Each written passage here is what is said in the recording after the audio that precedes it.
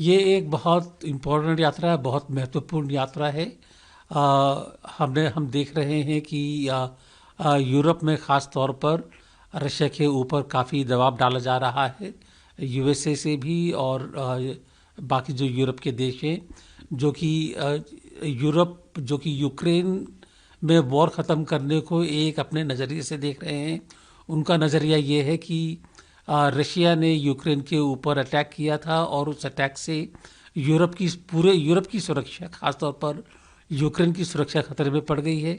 आपको ये भी याद होगा कि यूरोप जो है रशिया के ऊपर काफ़ी हद तक एनर्जी इंपोर्ट्स के ऊपर के लिए डिपेंड करता था, गैस लिया करता था। यूक्रेन के युद्ध के बाद में ये जो एनर्जी सप्लाईज हैं, इसके ऊपर असर पड़ा है। ये वहाँ से नहीं ले पा रहे हैं। इसके अलावा जो दबाव पड़ रहा है रशिया के ऊपर, तो रशिया भी अपने आप को एक चाहता है कि विश्व में उसके साथ में एक इक्वेशन बने, लोग आए साथ में जो उसको एक ताकत दे सके मिल। तो उसके लिए रशिया को भारत का एक अच्छा महत्वपूर्ण देश दिखा है, जिससे कि अगर संबंध और मजबूत हुए तो उनको लाभ होगा उससे।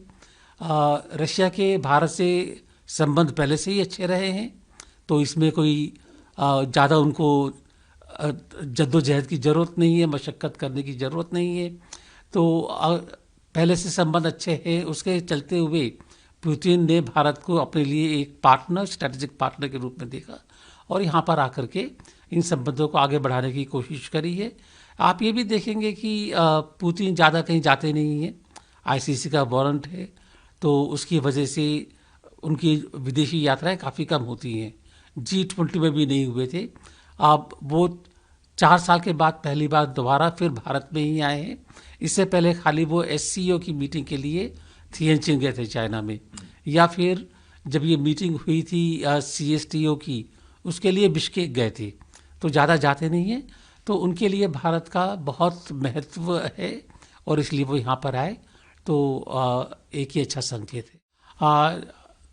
आज जो 3 बजे के करीब शायद जब ये पुतिन और मोदी साहब की जो ज्वाइंट प्रेस कॉन्फ्रेंस हुई थी, उसमें उन्होंने पहले ही बताया है कि जो आज हैदराबाद हाउस में मीटिंग हुई है, तो उस मीटिंग में क्या क्या नतीजे निकले हैं, कौन कौन से एग्रीमेंट साइन हुए हैं, कौन कौन सी अंडरस्टैंडिंग्स साइन हुई हैं।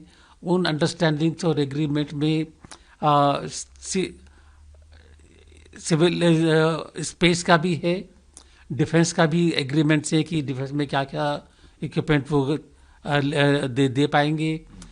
एग्रीकल्चर के बारे में भी है, फार्मास्यूटिकल के बारे में है, डिफेंस और इकोनॉमिक डाइवर्सिफिकेशन के बारे में भी एग्रीमेंट्स रहे हैं ये। तो इन सब को देखते हुए ये जाहिर है कि लेबर मोबिलिटी के लिए भी है ये। अभी 3-4 दिन पहले ये लॉजिस्टिक्स का भी एग्रीमेंट साइन हुआ था।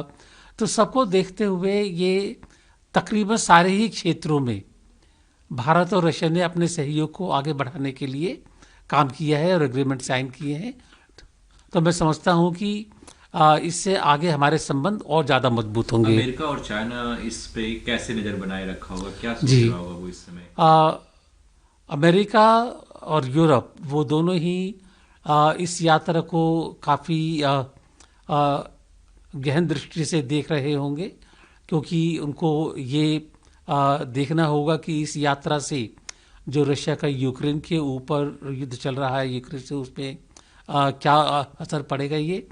तो वो देखेंगे कि इससे क्या आगे बढ़ता है। तो मेरे ख्याल है उसमें जो यूक्रेन के बारे में प्रधानमंत्री मोदी ने कहा है, वो सही कहा है कि हम शांति चाहते हैं, शांति के लिए सारे प्रयास करने जरूरी हैं। इसके अलावा जैसा कि यूएसए और यूरोप जो यूक्रेन में युद्ध चल रहा है उसके लिए रूस को जिम्मेदार मानते हैं, हमने उसके ऊपर बारे में कोई पक्ष नहीं लिया। हमने खाली ये कहा है कि दोनों ही को, यूक्रेन को और रूस को, ये युद्ध ख़त्म करना चाहिए और उसके लिए शांति के सारे प्रयास करने चाहिए ये। तो एक तो ये है, और दूसरा ये है कि अगर ये इकोनॉमिक और ट्रेड कोऑपरेशन और डिफेंस कोऑपरेशन भारत और रूस के बीच में बढ़ेगी, तो इसका असर जाहिर तौर पर यूरोप और अमेरिका में पड़ेगा, तो वो इसको बड़े गहन दृष्टि से देखेंगे कि उनके ऊपर क्या असर पड़ता है।